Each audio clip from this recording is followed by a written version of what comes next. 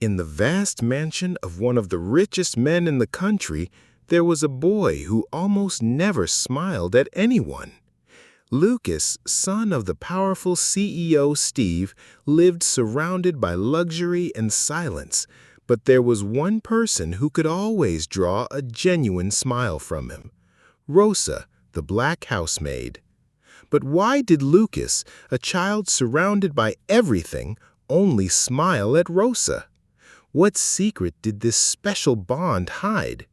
There was something mysterious and deep in their relationship that no one understood, until the truth came to light, changing everything forever.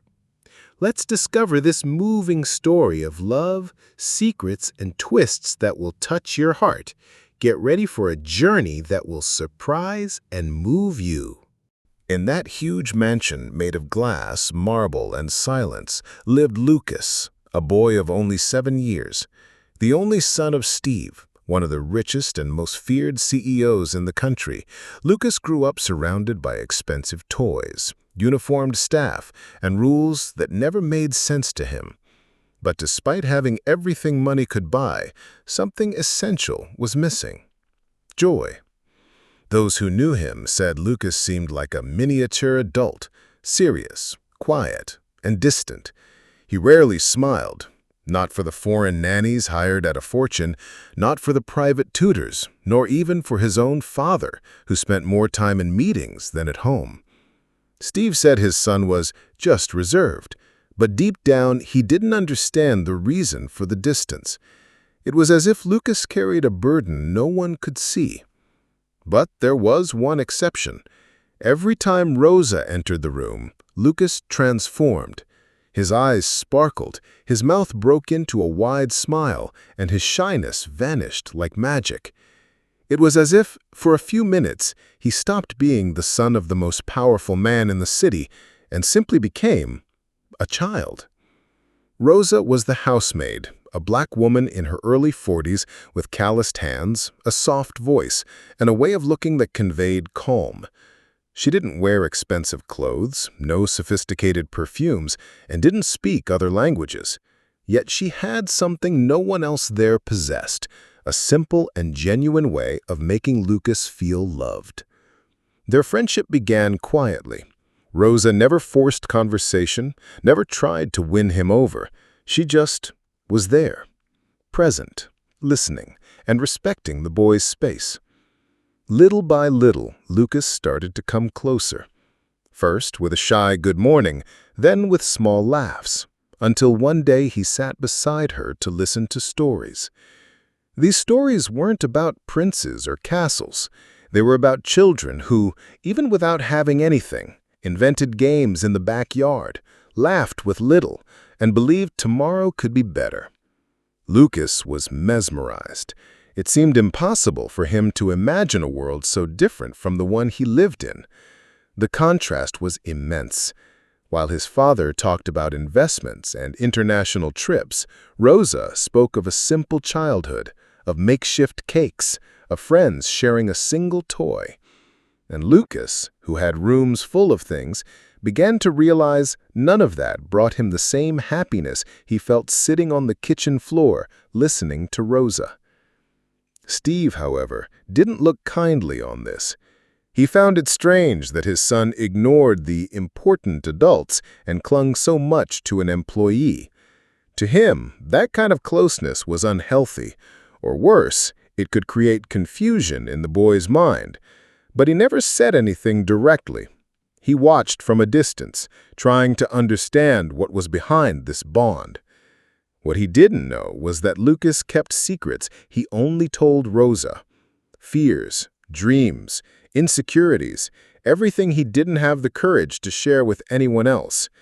For the boy, she was a safe harbor, a place where he didn't have to prove anything or behave like the perfect son of the perfect man. One day, during breakfast, something happened that left everyone unsettled. The table was full. Perfectly cut fruits, juices, and crystal glasses, the father reviewing papers while on the phone.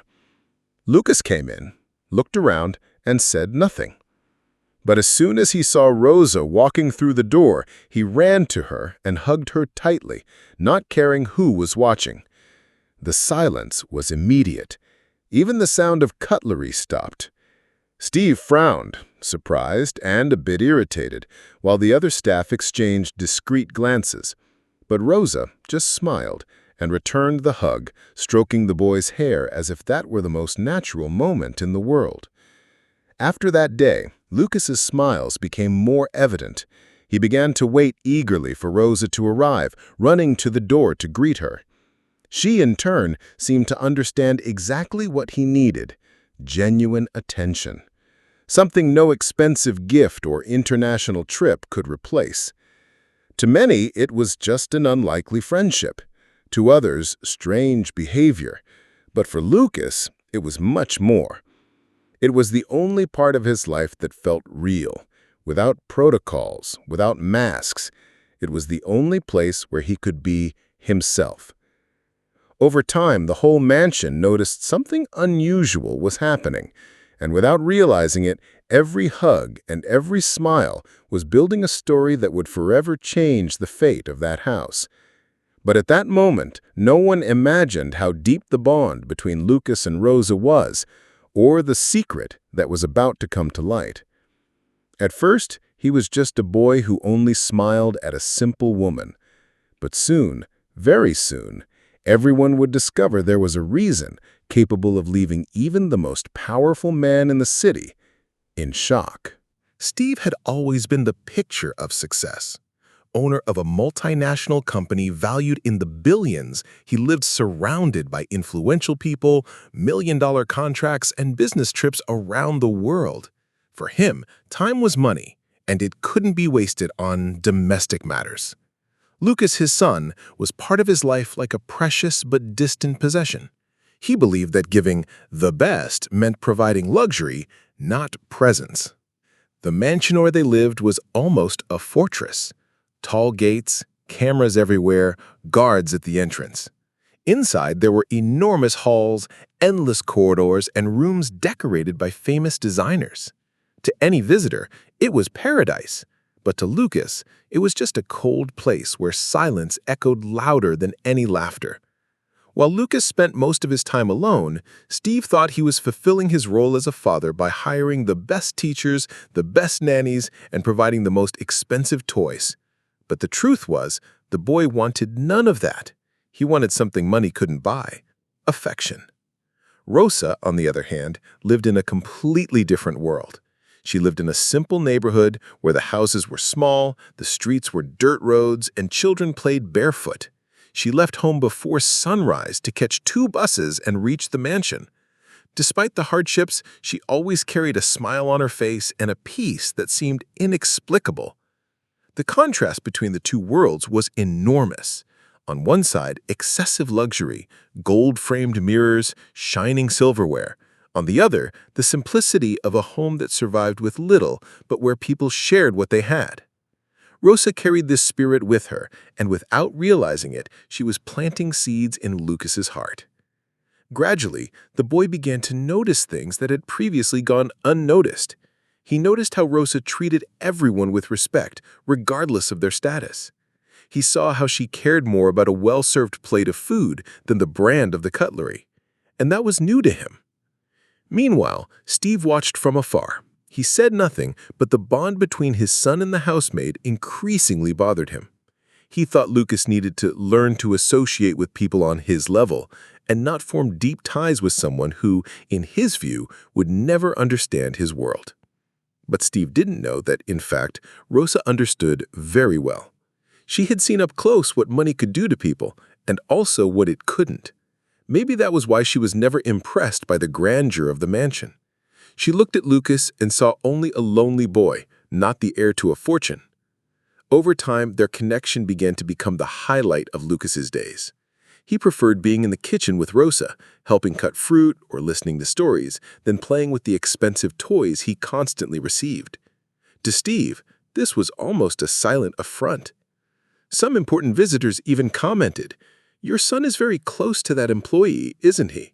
they would say, with a mix of curiosity and judgment. Steve, uncomfortable, responded evasively, but inwardly started thinking about how to control the situation. What he didn't realize was that for Lucas, there was no comparison between Rosa's genuine attention and his father's distant presence. And the more Steve tried to keep his distance, the more the boy clung to the only person who made him feel important. The mansion, once just silent, began to gain new sounds. Laughter coming from the kitchen, footsteps running down the corridors when Rosa arrived, quiet conversations before bedtime. Steve heard it all, but didn't know he felt anger, jealousy, or just discomfort at being left out. Meanwhile, Rosa continued being just Rosa, humble, present, and devoted. She had no idea that her simple existence was shaking the emotional foundations of the city's most powerful family. Nor did she imagine that soon her past would return to change everything. Steve, for his part, was about to discover that behind Lucas's innocent smile lay a secret kept for years. A secret that, once revealed, would shake not only his relationship with his son, but his entire view of love, belonging, and worth. It was a rainy afternoon, and the mansion seemed even quieter than usual. Steve was in a video conference in his office, and Rosa was working in the kitchen. Bored, Lucas wandered the hallways looking for something to do. That's when he noticed the door to the storage room at the end of the corridor, slightly ajar. Curious, he went inside. The space was filled with shelves holding towels, buckets, cleaning supplies, and some boxes stacked in a corner. One caught his attention, a simple cardboard box with the lid slightly open. Lucas approached and, without thinking, lifted the lid. Inside were old clothes, an embroidered handkerchief, and photos. Photos yellowed by time, carefully kept as if they were treasures. Lucas took the first one and stared intently. It was the image of a smiling baby, with eyes very much like his own. He flipped through quickly, finding more pictures. In all of them, the same baby appeared in the arms of a younger woman whom he recognized as Rosa, but long before he was born, as he imagined. Lucas's heart raced. This made no sense. Not quite sure why, he took one of the photos and put it in his pocket. He wanted to ask Rosa, but at the same time felt a strange fear to do so. It was as if he had found something he wasn't supposed to see, but that attracted him like a magnet. Later, at snack time, he watched Rosa from afar. She smiled as always, but now Lucas felt there was something hidden behind that smile, something he needed to understand.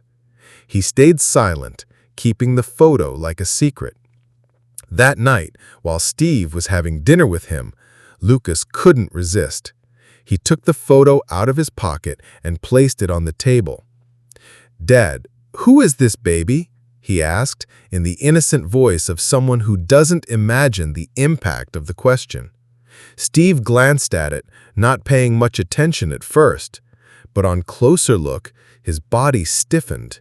He took the photo, examined the baby's face, and fell silent for a few seconds that seemed endless. "Where did you get this?" he asked, his tone more serious. Lucas told him about the box in the storage room. Steve didn't answer immediately.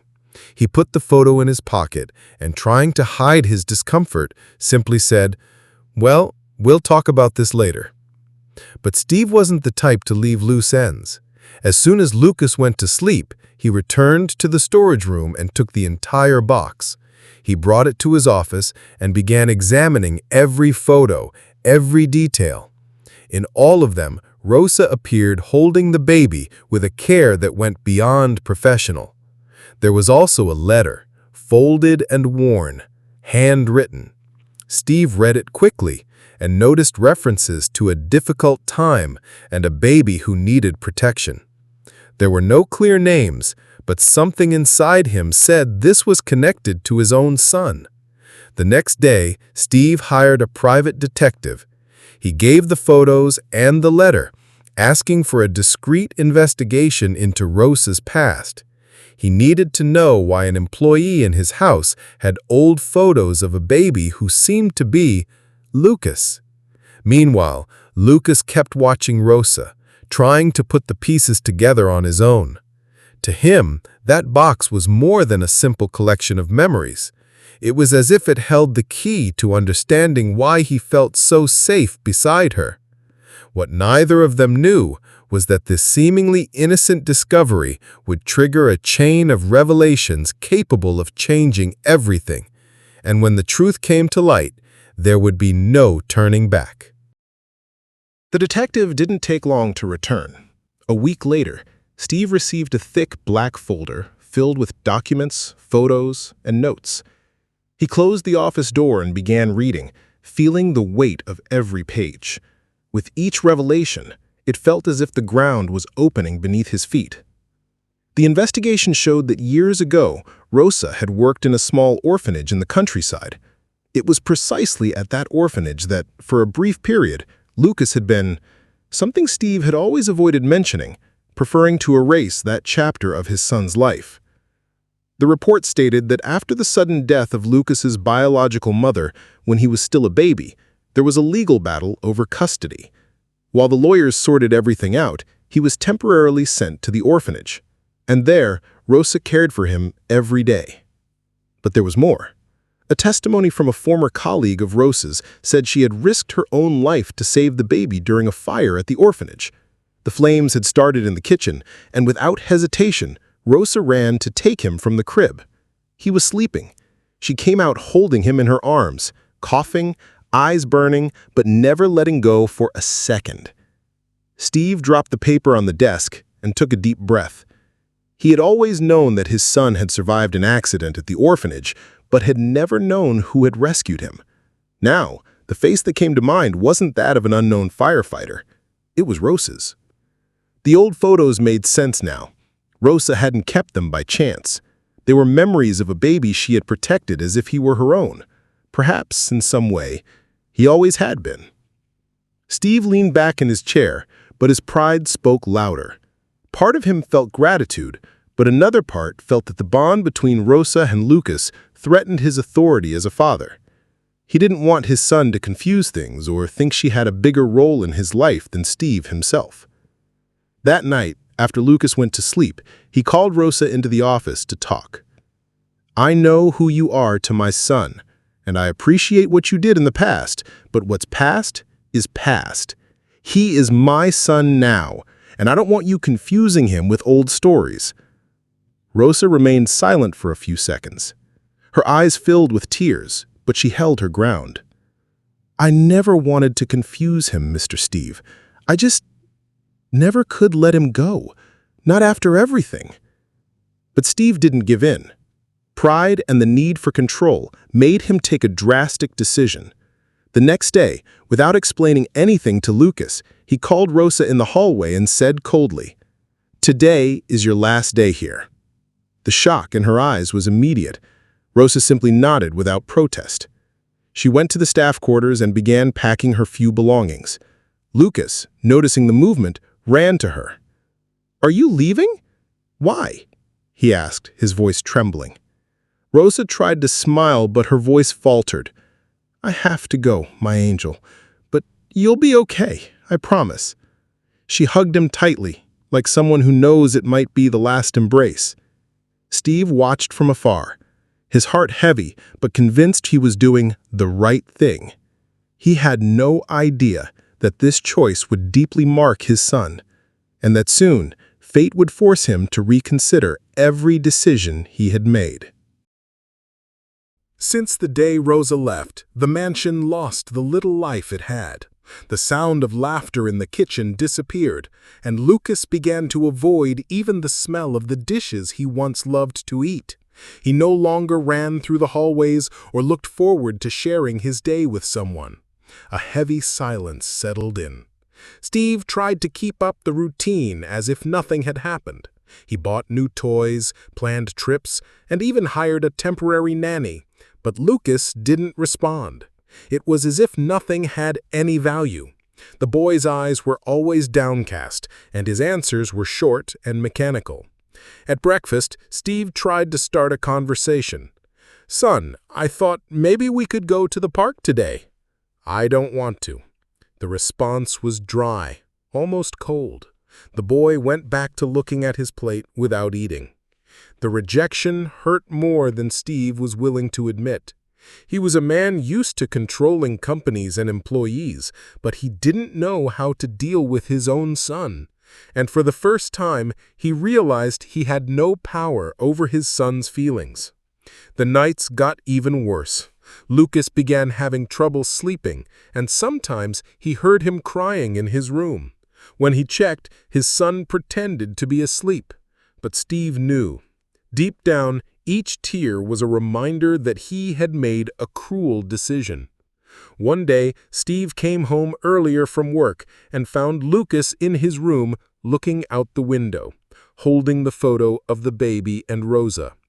"You still have this?" he asked, his tone mixing surprise and discomfort. Lucas answered without looking away. "She really loved me."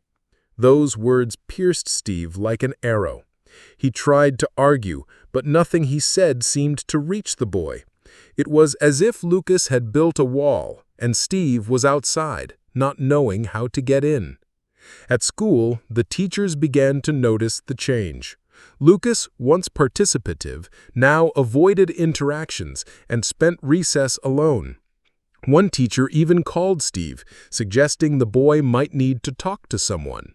Steve just thanked her and hung up, not knowing what to do. Time passed and the distance between them grew. It was as if they lived in different worlds under the same roof.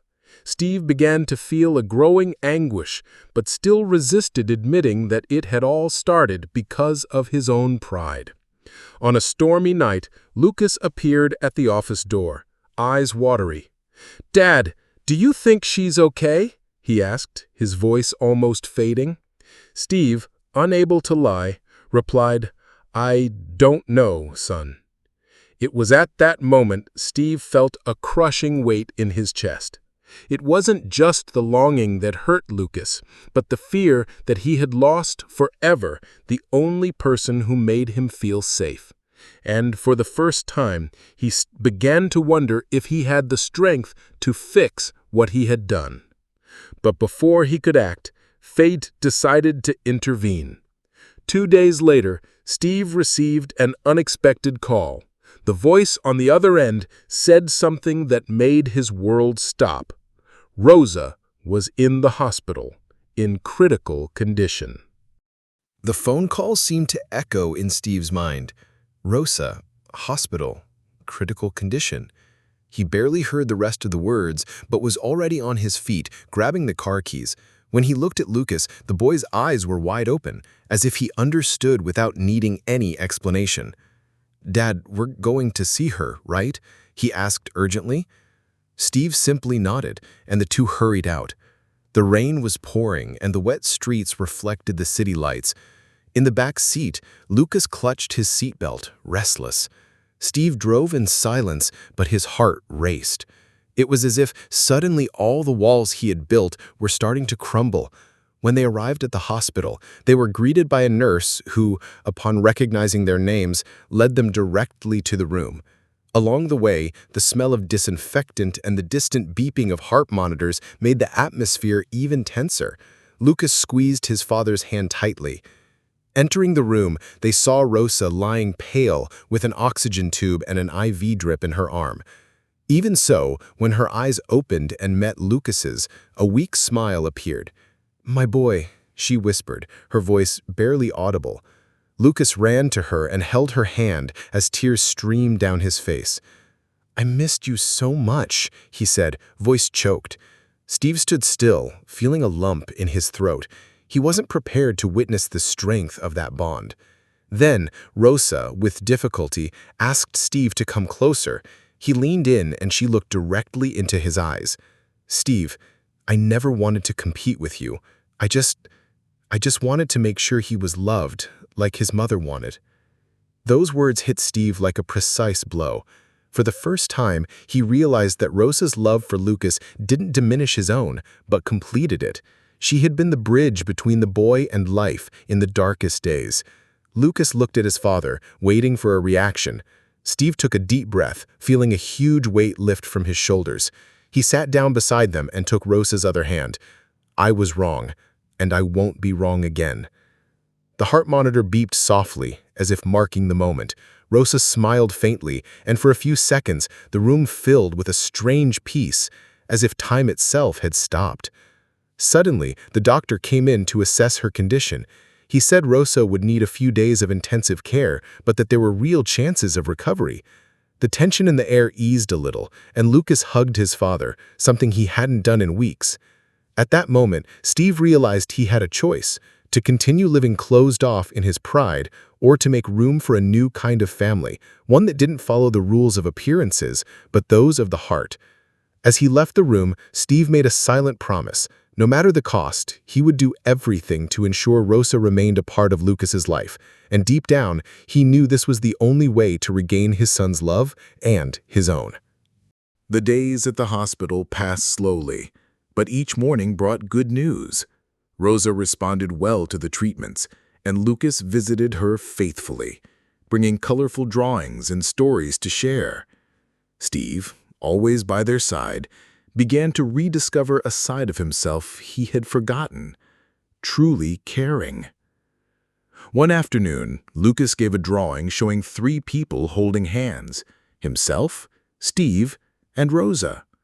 At the top, he had written, "My family." Steve held the paper for long seconds, feeling the weight and beauty of that simple phrase. When Rosa was finally discharged, Steve did something unexpected. He prepared a special dinner at the mansion. There were no servants serving them, just the 3 of them cooking together in the kitchen. Lucas's laughter echoed like music that hadn't been heard there for a long time. During dinner, Steve raised a toast. "Today, we celebrate a new chapter. Rosa, you're not just someone who works here. You are part of our family, and you always will be." Her eyes filled with tears, and Lucas smiled with a sparkle in his gaze that Steve hadn't seen in a long time. The house felt different. Rosa continued helping out, but she also took part in moments that were once just between father and son. And curiously, this brought Steve and Lucas even closer. The boy began talking, playing, and hugging his father with spontaneity again. Months later, Steve decided to do something symbolic. He took Lucas and Rosa to the old orphanage, now renovated. There, in front of a wall where photos of stories of overcoming were hung, was an old picture. Rosa holding a baby in her arms, surrounded by smoke, just after the fire. Lucas looked at the photo and then at her. "You are my hero." Rosa hugged him tightly, and Steve, standing beside them, felt his heart fill with gratitude. On the way home, the sun was setting slowly, painting the sky with golden and orange hues. Steve drove in silence, but there was a slight smile on his face. For the first time, he felt that the mansion was truly a home. From that day on, the barriers between wealth and simplicity seemed meaningless. It wasn't about money, it was about love, belonging, and gratitude. And Steve, a man who once took pride in control, now took pride in having learned to love without reservation.